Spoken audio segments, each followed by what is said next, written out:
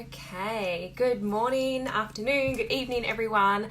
I'm just going to wait for Dr. Kelly Farquharson to come on, and we're going to chat about articulation versus phonology. And hi, everyone. Hi, Maya. Thanks for joining. And we're going to kind of go through. She's here. Kelly's here. I'm going to add you, Kelly. We're going to kind of talk about what the differences are. I've had lots of questions. Lots of people asked me lots of questions that you said that you were embarrassed to ask. So, Yay! hello, we did it straight away. We did it. You know, last time when I was on air for like 4 or 5 minutes I training. know. And I kept requesting and I was like, oh my gosh, what's happening? Okay. All right. I had so many people write questions because Oh, they good. about kind of clearing the air on articulation and phonology, and I think it's something Yeah, that people feel like they should know and they're embarrassed that they don't quite get the difference. And then totally. yeah, so can we just we're going to jump into it. I know Yeah, people let's just coming jump into on. it. Sure. Yeah. Okay. So when you kind of teach people articulation and phonology, is there like a hmm super easy way that you explain to your students what that difference is? Yeah, not really. So No. I think that's why it's confusing, and I think it's a really important conversation to have because I do think it's something that we just assume is like the bread and butter of speech pathology is, articulation and phonology, and we just think of it as like one of the first disorders that we ever treated as a Yeah. profession, and everyone should just know what it is. But I think what's really interesting to me is the more we learn about this population of kids who have speech sound disorders, the more we're starting to really question if that dichotomy is necessary, or Oh, I won't say real, but I'll say yeah. necessary, you know? Can And I ask you a question quickly, just from the yeah. book? I know that you love this book and I do too, the children's Oh, speech I book. love that book. Yes, I Can love I that just book. ask, there's an interesting, I think it's a bit more like their opinion in the book, and I Uh-huh. found it really interesting, and for me, it helped me understand it more, but I'm just curious, because you know how everyone's allowed to have their own Sure. little. So it says here that articulation impairment is a type of motor speech difficulty typically reserved for speech errors limited to rotics and or sibilants, which Yeah. is like your R, your S, your SH, your Yep. lisp, kind of like your lisp and your lateral kids Yep. and your R's. And they said that in this book, they kind of adopt that narrower definition of articulation than what's been used in the past, maybe to kind of help people clarify artic. I don't know, it really kind of is Yeah. more that. Would you Yeah, think? so I think for me, the thing that I've been kind of saying in some of my workshops and stuff, I've been saying that if we're going to call it articulation or call it phonology, we have to also, I think the problem with that strict dichotomy is that it assumes we understand the underlying mechanism, and that's not always the case, so I agree in Sharon and Elise's book. I agree that it's probably the case that kids who have R's that are impaired or lisps, those are probably our ones that are our best bet Yeah, for calling them articulation. But I still think we need to somehow test motor to really be able to say this is only an articulation problem. And of course, my pet peeve of saying just artic, I hate yeah, that phrase. But, yeah, if it is only an articulation disorder, then that's a possibility, but we have to test the underlying motor system to see if that's the case. So we also have to test phonological processing to see if we can really rule out phonology. And so there was a paper in like 2006 by Bruce Pennington that called into question this idea of saying this is articulation and this is phonology, based solely on that idea of you don't know what's underlying that problem. And yeah. I've seen that. I think you've seen it too in your clinical practice. I've seen it in some of my research that I've had kids who have only R's in error, and they have issues with spelling, Yeah. and they have issues specifically with spelling words that start with R. Yeah, And yeah. so there can be something more to it that is more phonological in nature. And I think we are maybe doing those kids a disservice by saying, oh, that's just artic. We don't really care about that, Well, that's my next question. I've written down all these questions here. Easiest way to establish if the child is artic or phono. In my head, I think if you've got like maybe a substitution, like or a pattern, Yep. fronting, stopping, Is that just easy? That's phonology, right? Like that's an Yep. easy way to go. Yeah, phonology. Yep. Your sound system hasn't organized like long sounds or like put in final sounds on or something like that. So Yep. if a child has a substitution, phonology, is that Yep. a confirmation? I think so. I think so. I still think it's important though to test the underlying system to Yeah. really kind of see like how do they manipulate phonology for language. And I think that's ultimately because I think an important thing too is if they have, let's say they have stopping, for instance, and that's the only Yeah. pattern that they're Yeah. displaying. It's not that they wouldn't get services. Of course, they're probably going to qualify for services. But if they have a really strong phonological awareness, really strong reading skills, you could maybe make the argument that you could wait on therapy because there's especially in the United States when in the schools we have to show academic impact or Yeah. educational impact. And if it's not, that could be the case that for some kids they maybe don't need those services. And so I think we have to be careful automatically applying a label, but I do think that's probably a safe rule of thumb. Okay. Next Yeah. question. Sorry. That's okay. Oh, there was a question here about the book. It's called Children's Speech, and it's by Sharon McLeod and Elise Baker. Yep. Children's Speech. Great book. Such a great book. I love it. It's the one I use for my class. Yeah. Yep. And even today, I was doing I was reviewing a journal article for JSLHR, and there was something that the authors had said, and I was like, oh, I need to check that. And I pulled that book out. It's just my go-to resource for everything. This is something that I see a lot of. Okay, so let's say we've got a kid and they're fronting, okay? So you kind of in your head, you're like, okay, that's phonology, but then they are not stimulable for or good, and you cannot get it. So is this where that line is blurred where, is this where it's blurry, where it's like, is it phonology, is it artic? Maybe scrap the labels, it's both. But this is the next step then. People are like, well, if I try minimal pairs and minimal pairs doesn't work, do I just switch to an artic approach? What's your thought about that? Well, that's a really good question. And I think it's so tricky. Well, first of all, and I think a lot of my students know this too, I avoid working on K and G if I possibly can. I run from those sounds like the plague for that reason. It's my least favorite sound to work on. So if I had a kid, regardless of age, I mean, as long as they're like 4 or 5, I would probably work on a different sound. But I'll say it could be the case that you can still find success with something like minimal pairs, but what you'd want to make sure you're doing is also providing a lot of support for placement cues. And so I think we forget sometimes that the placement cues aren't necessarily an articulation approach. I mean, they can be, but you can do a phonological approach and still have tons of placement cues. And so you might be working on a trial of, T and key as an example. And the child is saying T and T, and you might just have to stop and say, okay, let's remember that coughing sound that we're doing. Remember that your tongue's going to be way in the back. Try it again. Try that. And you're just kind of maybe going to do a few trials in isolation and then try and bring it back to that minimal pair, So you can almost flip flop. That's what I do. And I was just looking at minimal pairs and multiple oppositions, and they do say if the child struggles, give those cues. But I think what people are doing is they swap because the child might be getting frustrated or something. They swap, and this is what a lot of my questions are like, is it okay to do articulation? And in my head, I think, well, I don't know if it's wrong, but you could be doing better with the different approach. Like those kids could be out of your office or out of your speech room much quicker if you choose an approach that actually impacts the whole system and changes what's going on in here versus just would you I absolutely agree. I wholeheartedly agree. Yep. Yeah, and I also think that target selection matters a lot too. The approach matters, but I mean the approach certainly matters, but it also matters which sounds you're targeting, So for me, I'd only work on K and G.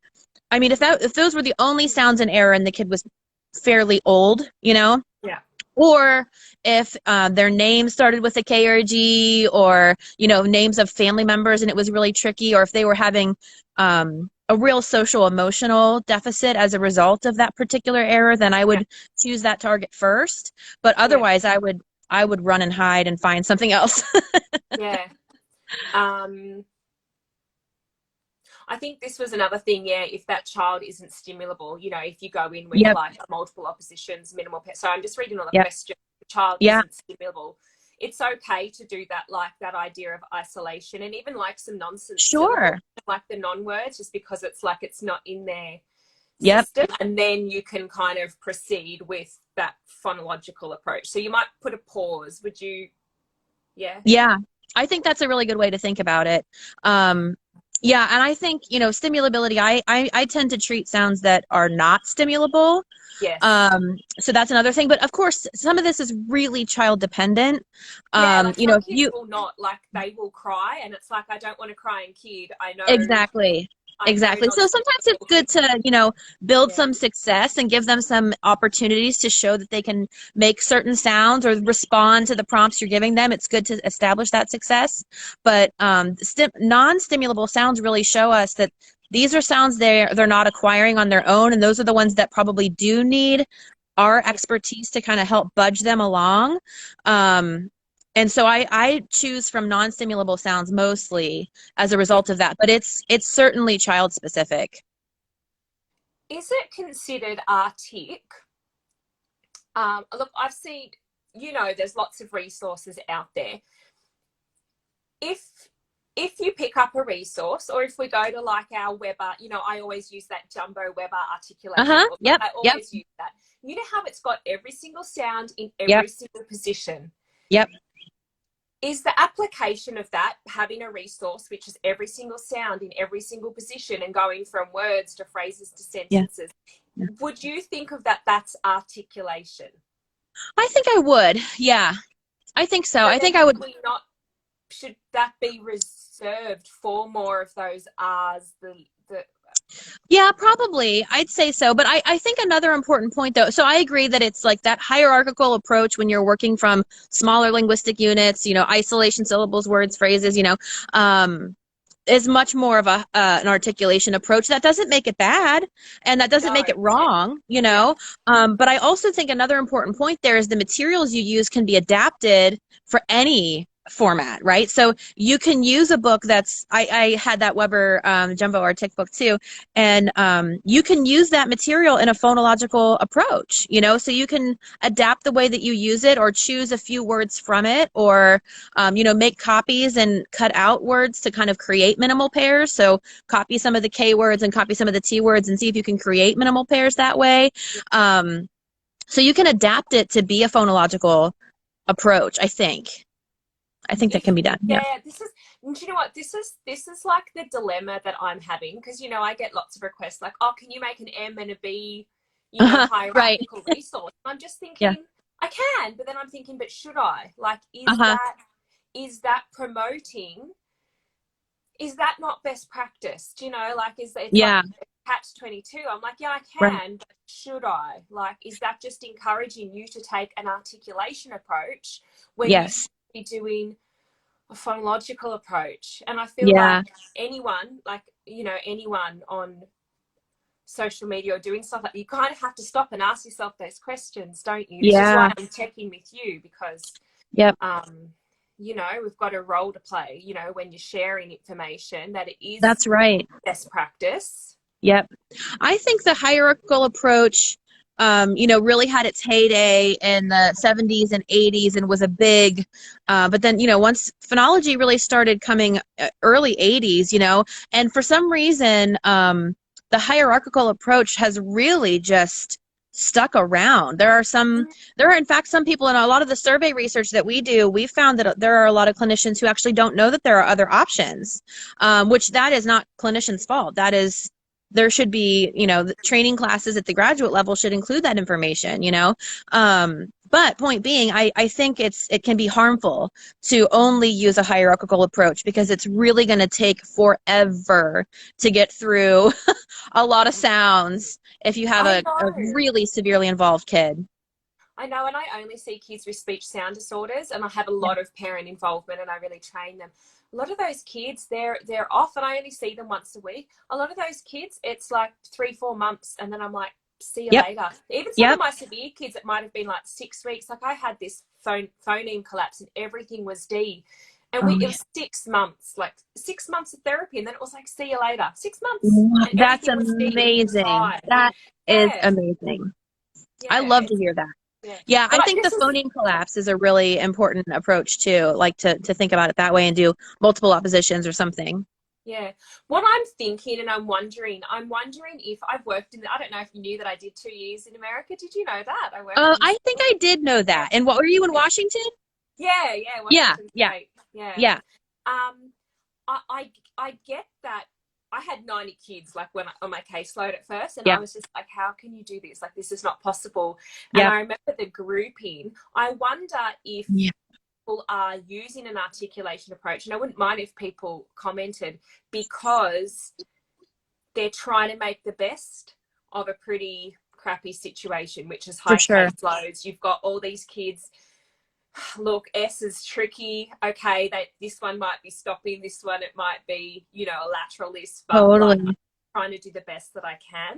Do you feel like Absolutely. that's probably, I really do. I know without question that SLPs, particularly those in schools, but these are and I know that the school yeah, the school-based SLPs are facing caseload sizes that are just crazy. I mean, who knows actually what's going to happen with this COVID situation? I'll be very curious to see how that influences what happens when and if schools open back up and how all that works out. But similar to you, I worked in Pennsylvania in the schools and had 110 kids during my clinical fellowship when I first started. And I mean, I was treading water at best. I don't even know if you could really say I was treading. I mean, I was in survival mode big time. So I think that does happen.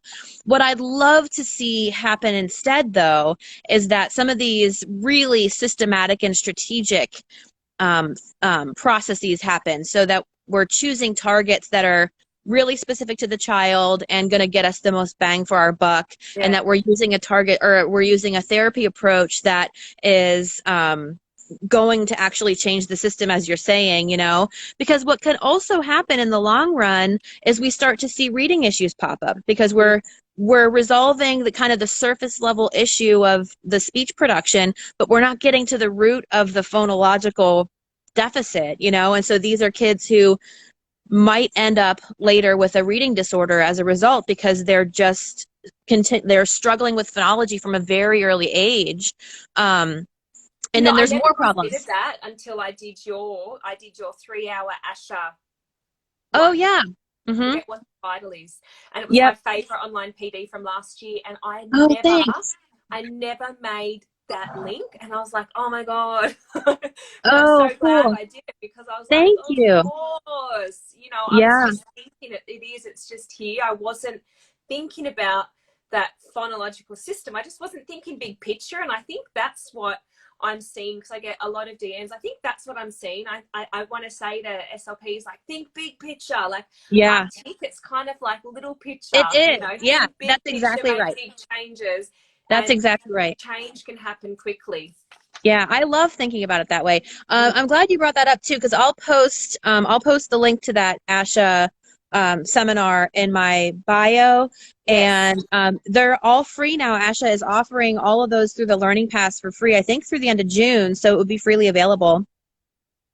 Just had a question. What do you guys think about myofunctional disorders? Do they impact artic or phono?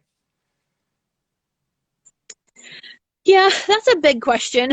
That's probably that's a big question. Look, Yeah, I did training last year, and it opened yeah, up my that's right. eyes a lot more, and I Yep, see everything very, very different now. But I yep. see it differently, linking to articulation, not phonology, like Uh-huh. I could the see that. actual, yeah, Yeah, motor and aspect. I'll just fess up that I have not done one of those courses, so I don't know that I'm best suited to answer that question, at least at this time, but I do feel like I could learn more about that topic.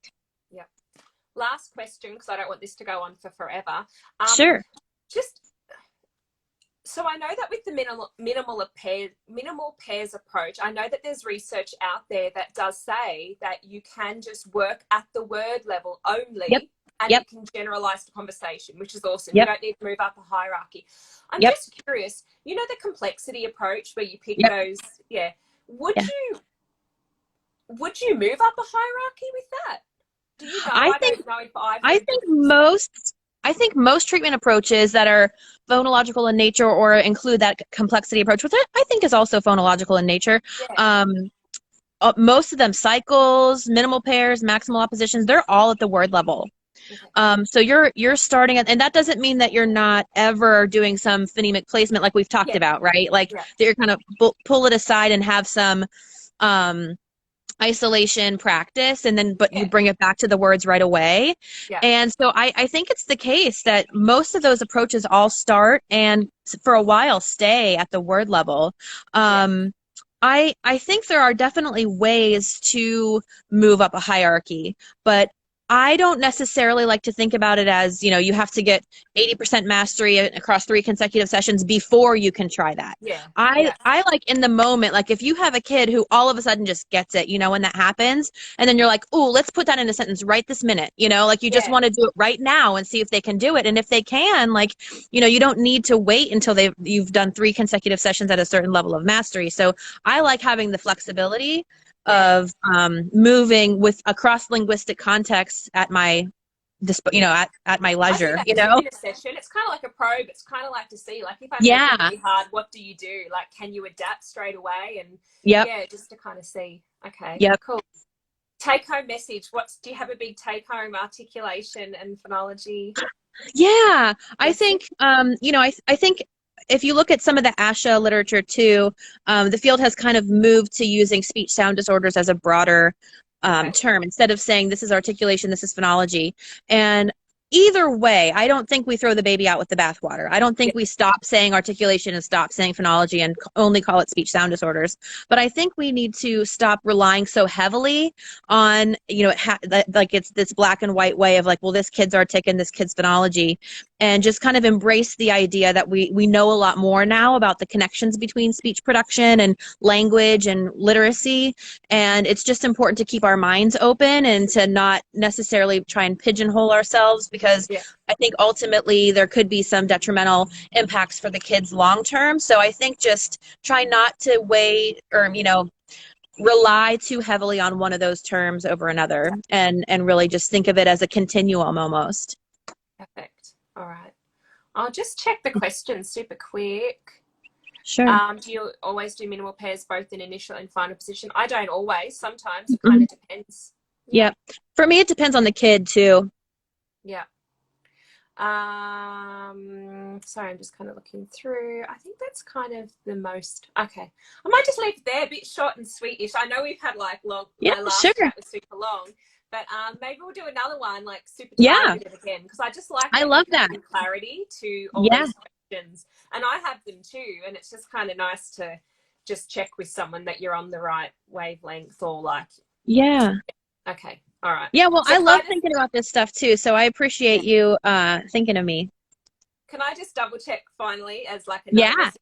So you're not doing it wrong if you choose a traditional articulation approach with phonology. It just might take a really, really, really long time, and you could do better. Is that a good take-home message? We're not doing it wrong. We could just do it better. I would say for some kids, I think for most kids, yes, that's the case. My fear is that for some kids, it actually could be harmful, because by prolonging that process of them being in therapy, this could be the chance when they're starting to build those phonological representations to use for reading, and they're missing that window, you know? So for some kids, I think it could be a wrong choice. Yeah. Yeah. All right. Thanks. All right. I appreciate that. There were some questions about the ASHA course. I'll definitely post that in my bio. I'll post the link for that right after this in my bio. Yeah, I highly recommend it. You made, like I said, you connected dots that I hadn't connected before, and it's just, it really made me think. You made me think even more bigger picture. So thank you for that. Cool. Thank you. Well, I love the work that you're doing. I love what you post. I love your account and everything you're doing. So thank you for continuing to share. Thanks. We'll do another one. I'll Yeah, come we'll do back to another you with one. another, another Yeah, one. that'd be All great. I right. would love it. Okay, bye. It's good to see you. Take care. Bye. Bye. Okay, I'm just going to stop this. Thanks everyone for watching. I'm going to see if I can save this to my video highlights or put it on so that you guys can watch it again. Thanks.